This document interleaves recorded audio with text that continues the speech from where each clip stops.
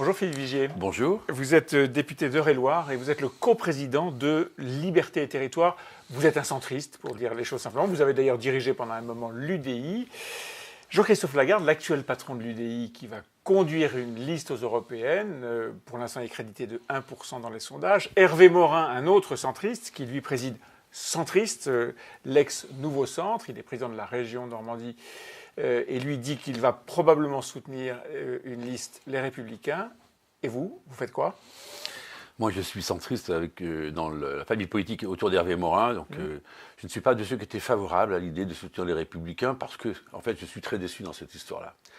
Jamais le monde n'a été aussi ouvert. Jamais on aurait dû avoir une Europe aussi forte. Jamais le message de la France ne sera tant dilué pour les centristes dans ce combat européen. Voilà. Nous sommes éclatés, vous l'avez rappelé. Christophe Lagarde est crédité d'un score très faible, 1%. Alors que quand on sait comment Valéry Giscard d'Estaing, Simone Veil, on a été capable de peser sur le débat européen, on sait la place de l'Europe indispensable. Tous ceux qui nous disent qu'on peut avoir une France forte sans une Europe forte se trompent. Une Europe qui nous protège. Là-dessus, c'est un sujet sur lequel à la fois Emmanuel Macron et puis les messages des Républicains peuvent se retrouver, mais sur une Europe industrielle, une Europe stratégique, une Europe de l'innovation, où sommes-nous ? Une Europe même de la transition écologique. Mais concrètement, c'est-à-dire le bulletin de vote, vous allez faire quoi ? Vous allez conduire une liste ? Probablement pas, je n'entends pas ça dans votre voix. Dommage, il aurait fallu soutenir Jean-Christophe Lagarde, adopter la démarche d'Hervé Morin, vous me dites non ? Ou est-ce que vous allez faire ? Écoutez, on attend d'avoir les programmes, on va les comparer, on n'a pas encore tout. Et puis moi, je choisirai ma voie de cette Europe qui sera capable d'apporter plus d'emplois, plus de souplesse. Vous voyez, l'Europe, ça devrait être comme une entreprise, de la liberté, mais il y a de l'humain, il y a des hommes et des femmes qui ont été tant malmenés ces dernières années par l'Europe. Donc dans quelques jours, je dirai exactement ce que je fais. Est-ce qu'on peut déjà éclairer nos téléspectateurs sur le choix qui sera le vôtre ?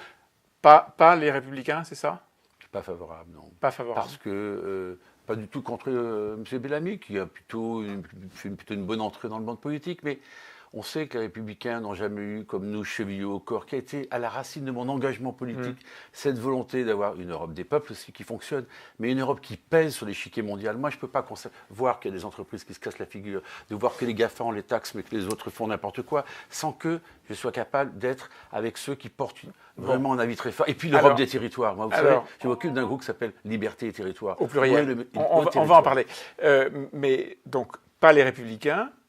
Peut-être Jean-Christophe Lagarde. Non, pas Jean-Christophe Lagarde, qui a dilué. Mais Emmanuel Macron ? Non, certainement pas, parce qu'il y a pour moi, dans l'aide d'Emmanuel Macron, un certain nombre d'engagements forts, mais il y a pour moi, dans l'aide d'Emmanuel Macron, des faiblesses fortes. J'en citais deux. Pourquoi l'Europe ne marche pas ? Parce qu'il faut la règle de l'unanimité des membres pour qu'une décision puisse être prise. Pour une partie des décisions. Pour une grande partie des décisions, moins toutes les décisions stratégiques.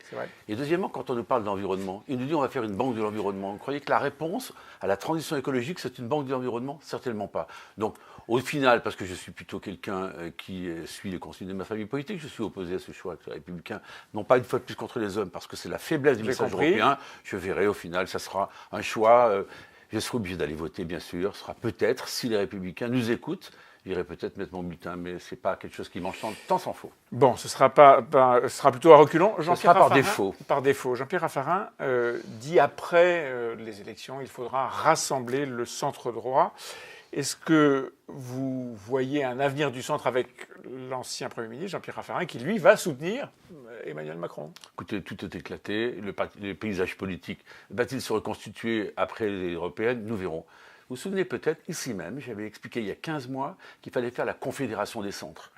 Cette dilution, cet éclatement, cette fragilisation fait que notre message n'est pas entendu et il n'est pas incarné. Il faut trouver un leader.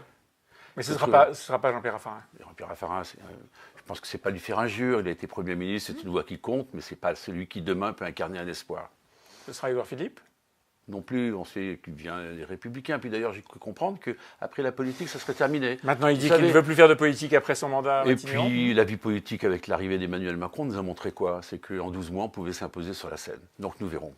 Alors avant cela, il y aura la sortie du grand débat. L'atmosphère est en train de changer autour de ce grand débat. Il y a une semaine, on entendait dire c'est une grande réussite. Et aujourd'hui, on s'interroge plus sur les manières, les voies et moyens de sortir de ce grand débat et de sortir positivement. Comment est-ce qu'on doit sortir du grand débat ? Ce grand débat était plutôt une très bonne idée. Le président s'est bien rétabli. Et il est plutôt réussi. Moi, j'ai animé 4 grands débats chez moi, j'en ai animé encore un ce soir. Mais après, c'est la sortie. J'ai d'ailleurs dit au président de la République, lorsque je l'ai rencontré pour le groupe à l'Assemblée, attention, parce que si jamais la réponse n'est pas à la hauteur, la vague sera haute. Il faut des mesures immédiates pouvoir d'achat pour nos retraités, pour les travailleurs pauvres, pour ceux qui n'ont pas la chance de bénéficier de rémunérations importantes. Deuxièmement, il y a cette phrase, vous vous en souvenez certainement, il faut abolir les privilèges. Moi, j'entends ça partout. Des anciens présidents de la République, leur statut, des anciens premiers ministres. Démagogie ou bonne idée?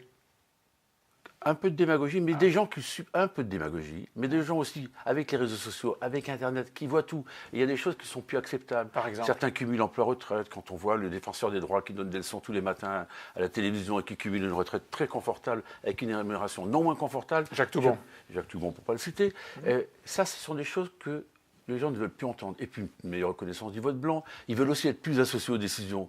Nous avons fait des propositions avec le groupe à l'Assemblée pour que ces fameux référendums initiatifs partagés puissent être plus accessibles aux citoyens. Donc, et puis, modification du fonctionnement de la démocratie. De la démocratie. Et puis, il y a un autre sujet. Il faut que l'on redonne une perspective dans ce pays. Un nouveau contrat social. Nos retraites demain, c'est quoi?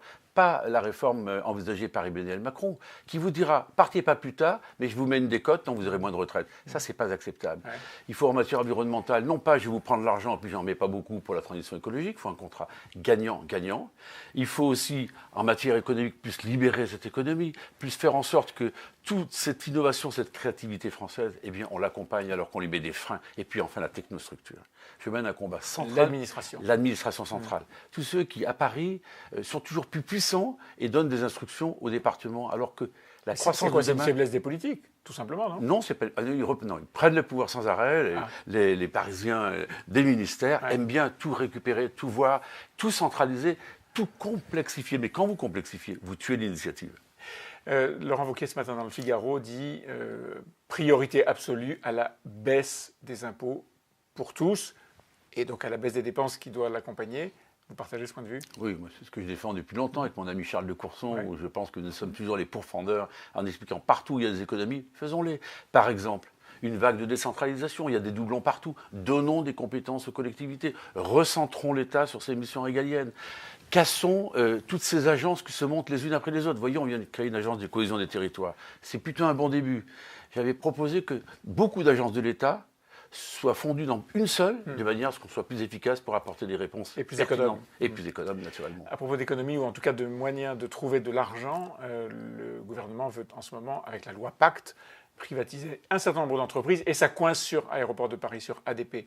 Vous votez ou vous ne votez pas la privatisation d'ADP? Je ne suis pas favorable à cette privatisation telle qu'elle est prévue. Pourquoi ?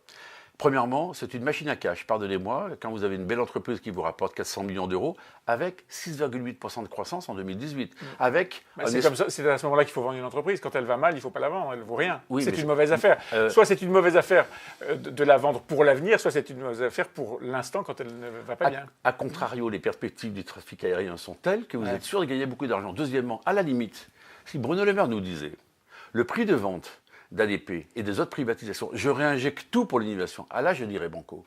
Lorsqu'on nous dit qu'il faut préparer, d'ailleurs, il a utilisé ce mot-là, on vend les bijoux de famille pour établir les nouveaux joyaux de la couronne. Ouais. Mais quels joyaux de la couronne? Vous croyez que c'est en mettant 300 millions d'euros sur une table, chaque année, c'est la France met 300 millions d'euros pour soutenir l'innovation, que demain, il y aura de nouveaux joyaux de la couronne? Certainement pas forcément chaud pour la privatisation. Je ne suis pas chaud. Deuxièmement, c'est une frontière, un aéroport.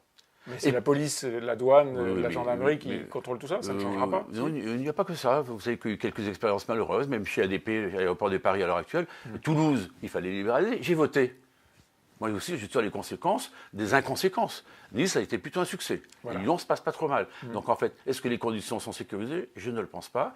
En revanche, il y a des entreprises Renault, on me dirait qu'on se sépare de la participation de l'État, ça ne me gênerait pas. Même Air France, ça ne me gênerait pas. Qui n'est pas une entreprise stratégique, alors qu'ADP est une entreprise stratégique. Un mot rapide sur la loi anti-casseurs. Vous aviez voté des dispositions, vous avez, avec le Sénat, joué un jeu qui met en quelque sorte, je résume, la majorité dans une sorte de corner. Vous avez signé un recours au Conseil constitutionnel, Emmanuel Macron fait le sien, c'est devenu un imbroglio total. Est-ce qu'aujourd'hui, vous considérez que le Conseil constitutionnel peut avoir une vision juridique des choses? Un certain nombre de gens disent le Conseil constitutionnel jugera en politique. Quel est votre point de vue? Non, je fais confiance au Conseil constitutionnel, je lui ai toujours fait confiance. D'ailleurs, il y a même un de ses membres qui a dit qu'il allait se déporter, François Pillet, dans cette loi, puisqu'il était ancien sénateur du département du Cher, qui était très engagé sur le thème.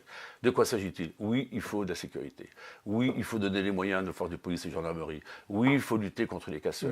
Oui, mais il faut protéger les libertés individuelles qui sont menacées dans leurs articles 2, 3 et 6. Et je vois que le président, avec beaucoup de sagesse, beaucoup d'intelligence politique, comme par hasard, pour éviter un camouflet, il ne lui a pas échappé que 50 de ses députés n'avaient pas voté le texte, a décidé de saisir le Conseil constitutionnel. Et donc ça vous approuve? J'approuve. Et nous avons préparé le recours à 4 groupes parlementaires, 82 députés, des centristes aussi. Et nous verrons les résultats des courses. Merci Philippe Vigier. Merci.